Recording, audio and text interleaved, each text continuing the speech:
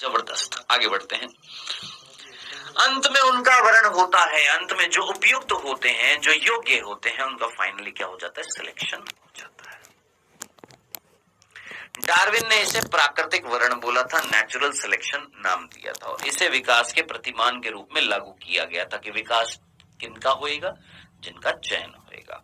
आइए एक प्रकृति वैज्ञानिक एल्फ्रेड वेलेस के स्मरण कर लेते हैं। आपको याद होगा एल्फ्रेड वेलेस, याद है? मले आर्कप्लेगो पर काम किया था। हाँ जी, एल्फ्रेड रसल वेलेस, आपको याद आ रहा होगा, जिसने एक्चुअली आइडिया दिया था किस चीज का? प्राकृतिक चयन का। ठीक है जी। आइए, हाँ जी जिन्होंने कहां पर कार्य किया था? जिन्होंने मले आर्कप्लेगो पर कार्य किया था। अब ये क्या है बेटा मले आर्कप्लेगो? जैसे आपको गैलापेगोस याद आ रहा है, कौन था बेटा? गैलापेगोस कौन था? एक महाद्वीप था ना। ऐसे मले आर्कप्लेगो भी क्या है? एक महाद्वीप है। ठीक है। ठीक है। तो ये जो बच्चे पूछे थे सर मले आर्कप्लेगो कौन है, बता गैलापेगोस कौन है, पहली बार सुनने के बाद तूने यही पूछा होगा गैलापेगोस कौन है? जगह, महाद्वीप का नाम है। ऐसे मले आर्कप्लेगो कौन है? एक महाद्वीप का नाम है। इन्होंने भी ठीक इसी समय पर लगभग इसी के आसपास यही निष्कर्ष निकाला था। भाई इन्होंने भी यही तो, ये नहीं बता, देखो हमारी बुक्स ना, पता है ये हमारी बुक्स जो हैं ये एक्चुअली हकीकत कभी कभी छुपाती है हमारी एनसीईआरटी, क्योंकि डार्विन जो है उसको बढ़ा चढ़ाकर बताना है। सोचो यहां पर अगर हमारी बुक्स के अंदर ये लिख दिया जाए कि एक्चुअल आइडिया जो था वो किसका आया था? एल्फ्रेड रसल वेलेस का, और डार्विन को दिया था, तो डार्विन की थोड़ी सी बच्चों के दिमाग में वो आएगी ना, बच्चों के दिमाग में आएगी ना, अरे डार्विन तो यार चालू किस्म का आदमी था, मतलब एक बड़ा बड़ा तस्वीर सामने नहीं बनेगी ना। डार्विन डार्विन बड़ी तस्वीर, अल्फ्रेड रसल वेलेस की बनेगी यार, उसने आइडिया दिया था। हर्बर्ट स्पेंसर की बनेगी यार, उसने आइडिया दिया था। तो वो नहीं देना चाहती हमारी एनसीईआरटी, है ना। चलो जी, तो इन्होंने भी यही निष्कर्ष निकाला था। किसने? अल्फ्रेड रसल वेलेस ने। इन्होंने भी कहां पर कार्य किया था? मले आर्कप्लेगो पर काम किया था, याद रखिएगा।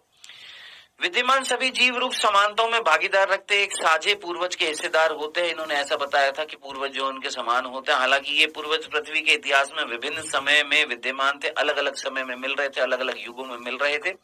पृथ्वी का भूवैज्ञानिक इतिहास पृथ्वी के जीव वैज्ञानिक इतिहास के साथ निकटता से जुड़ा हुआ है। यानी पृथ्वी का भूवैज्ञानिक इतिहास यानी जीटीएस जो हम लोगों ने कल पढ़ा था, पृथ्वी के जीव वैज्ञानिक इतिहास के साथ जुड़ा हुआ है। यानी वो जो समय जो है वो किसके साथ जुड़ा हुआ है? उसी समय में जीवों की उत्पत्ति हुई है। यानी जीवों का इतिहास और समय का इतिहास दोनों एक दूसरे से लिंक्ड हैं। कि जैसे जैसे जैसे जैसे समय बदला वैसे वैसे वैसे वैसे जीवन भी अलग अलग रूपों में बदल रहा है। तो कई बच्चों को ये लाइन समझ में नहीं आती है, भूवैज्ञानिक इतिहास जीव वैज्ञानिक इतिहास से निकटता से जुड़ा हुआ है।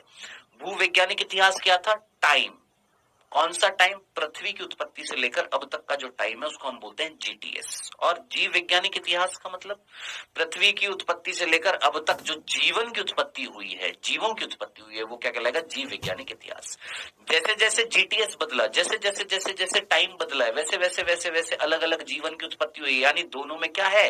निकटता है। टाइम और जीवों की उत्पत्ति में क्या है? निकटता है। ये चीज यहाँ पर समझाई हुई थी इस लाइन में, जो कई बच्चों को ये लाइन समझ में नहीं आती है।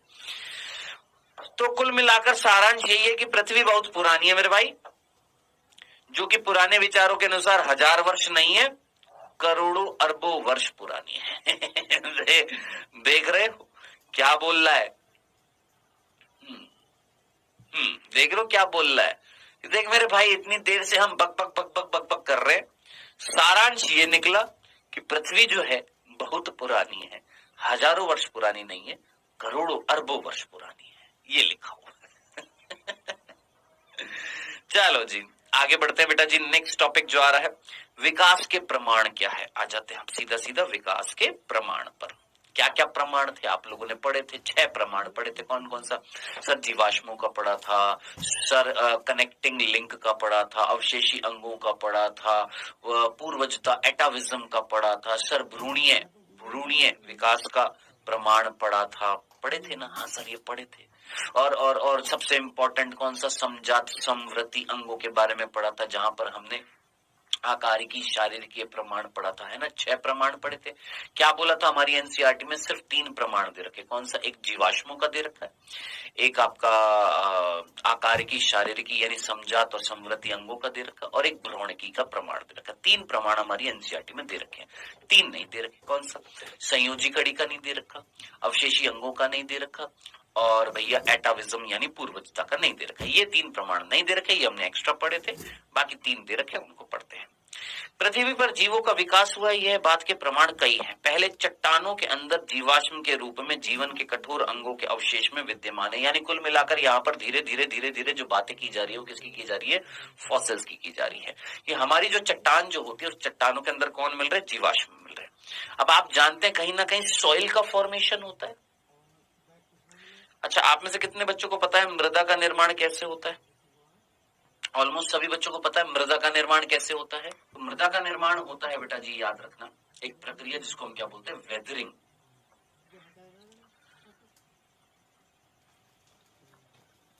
Weathering of rocks.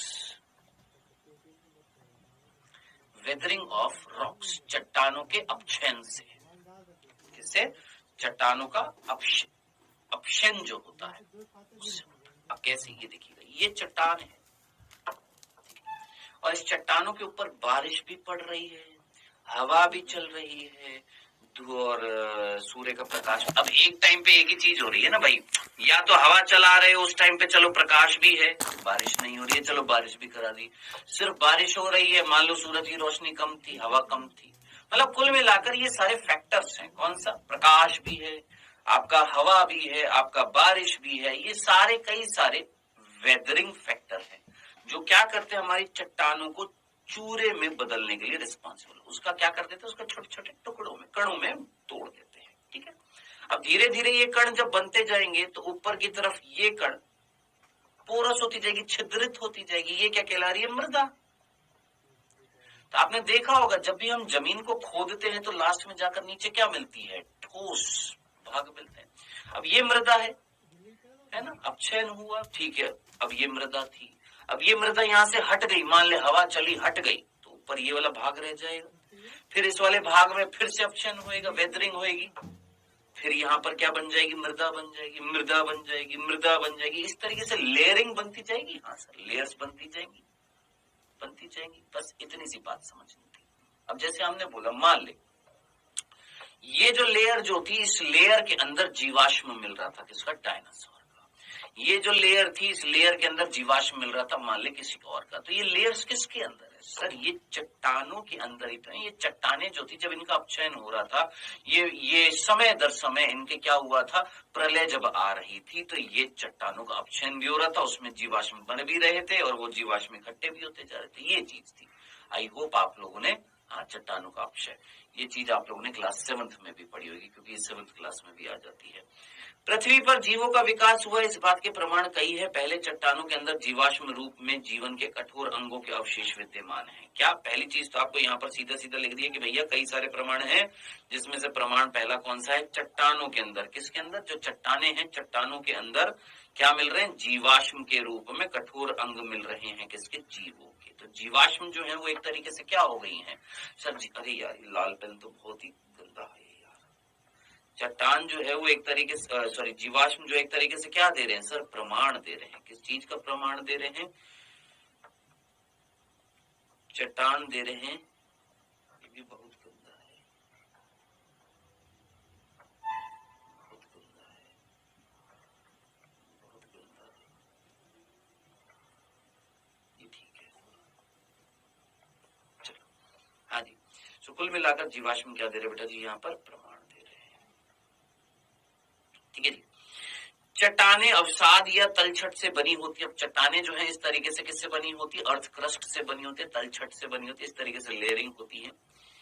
और भूपृथ्वी अर्थ क्रस्ट का एक अनुप्रस्थ काट यह संकेत देता है कि एक तलछट पर दूसरे तलछट की परत पृथ्वी के लंबे इतिहास की गवाह है। यानी डायनासोर के जमाने की जो रॉक्स जो थी, आज के जमाने की रॉक्स, मतलब आज के जमाने की जो रॉक्स जो है, उन रॉक्स के ऊपर मृदा है, मृदा के नीचे जब हम और नीचे जा रहे हैं तो हमें चट्टानें मिल रही हैं। तो इस तरीके से लेयरिंग्स मिल रही हैं। उन लेयरिंग्स के अंदर उनको जब हम छांटते हैं, उनको साफ करके निकालते हैं, तो हमें क्या मिलते हैं? जीवाश्म मिलते हैं। अब अलग अलग समय पर ये लेयरिंग हुई, अलग अलग समय पर अलग अलग टाइम पर ये क्या बनी है? चट्टानों की ये लेयर्स बनी है, ये चीज लिखी हुई है। भिन्न आयु की चट्टानों की तलछट में भिन्न जीव रूपों के संभवतः विशेष तलछट के निर्माण के दौरान मरे हैं। यानी अलग अलग टाइम पीरियड में अलग अलग क्या बनी है? अर्थ क्रस्ट बनी है, अलग अलग लेयर्स बनी है किसकी? चट्टानों की, जिसके अंदर क्या है? आपके जीवाश्म है। उनमें से कुछ आधुनिक जीवों से मिलते जुलते हैं। ये विलुप्त जीव जैसे डायनासोर का प्रतिनिधित्व करते हैं। यानी कुल मिलाकर यहां से यहां तक देखो, क्वेश्चन नहीं बनेगा, सिर्फ चीज को समझना था क्या कि अलग अलग टाइम पीरियड में अलग अलग क्या बनी है? अर्थ क्रस्ट बनी है, अर्थ की लेयरिंग्स हुई है, मतलब चट्टानों की लेयर्स बनी है। ठीक है जी। अब उनमें जो जीव क्या हुए? विलुप्त हुए, वो वहां पर जीवाश्म के रूप में आ गए हैं। फिर उसके बाद में और अर्थ बनी, मतलब और उसके ऊपर क्या बनी है? लेयर्स बनी है। तो इस तरीके से जब हम उनको खोदते हैं, हम ये आपने देखा होगा, हम जीवाश्म कैसे निकालते हैं? कभी देखा है जीवाश्म कैसे पता लगाते हैं? हम ब्रश जो होता है ना, ब्रश, उससे साफ करते हैं। ऐसे नहीं कि सीधा हथौड़ी से लेंगे और खुरपा लेंगे और सीधा चट्टानों को तोड़ेंगे और अंदर से जीवाश्म निकल जाएगी। नहीं, धीरे धीरे उनको घिसा जाता है, धीरे धीरे उनको ब्रशेस से साफ किया जाता है। हाँ जी सर, पर्थरी क्या है? भू परपटी और भू पर्थरी मेरे भाई, अर्थ क्रस्ट का मतलब क्या होता है? देख मेरे भाई, ध्यान से सुन।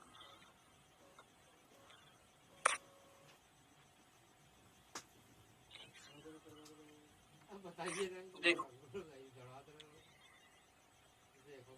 एक होती है चट्टान, ये है सॉलिड,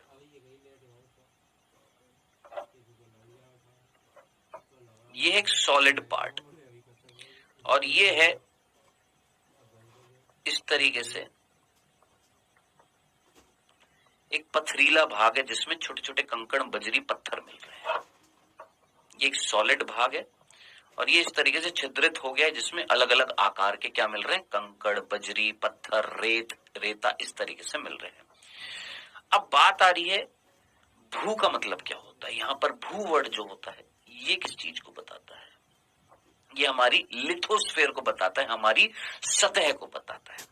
अब अगर सतह कैसी है? पथरीली है, तो हम उसको क्या बोलते हैं? भू पर्थरी बोलते हैं। और अगर सतह कैसी होगी? बिल्कुल हार्ड होगी, इस तरीके से नहीं होगी, तो उसको हम भू परपटी बोलते हैं। तो ये भू परपटी है और ये भू पर्थरी है। समझ में आ गया? क्लियर है मेरे बेटे? चलें आगे बढ़ते हैं मेरे भाई, आगे बढ़ते हैं बेटा।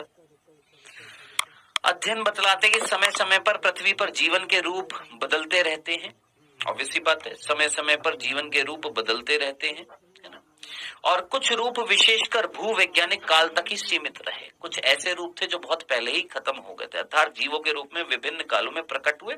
इन सभी को पैलेंटोलॉजिकल प्रमाण कहा जाता है। यानी कुल मिलाकर मेरे भाई, क्वेश्चन सीधा सीधा बनेगा, पैलेंटोलॉजिकल प्रमाण का मतलब जीवाश्मों के प्रमाण। ठीक है, अब बात आ रही है, या क्या तुम्हें याद है कि जीवाश्मों की आयु गणना किस प्रकार की जाती है? आप में से किसी बच्चे को पता है जीवाश्मों की आयु?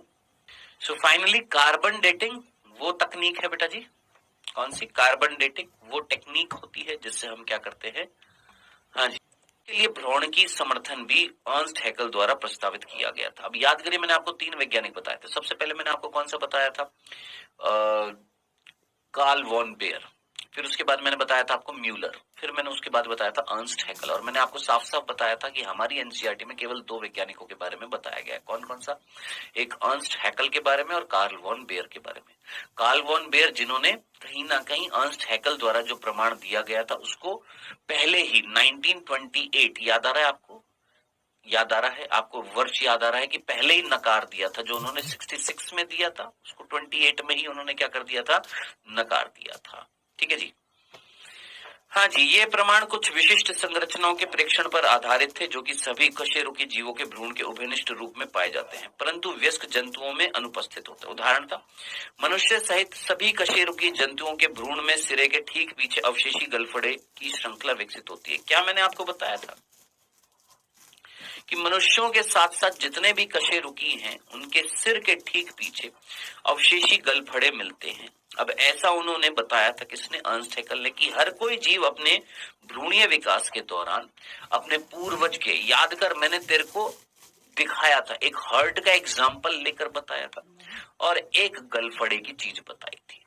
हर एक जीव अपने भ्रूणीय विकास के दौरान अपने पूर्वज के कौन से लक्षण को दर्शाता है? वयस्क लक्षण को दर्शाता है, जिसको अर्नस्ट हैकेल ने क्या कर दिया था? नकार दिया।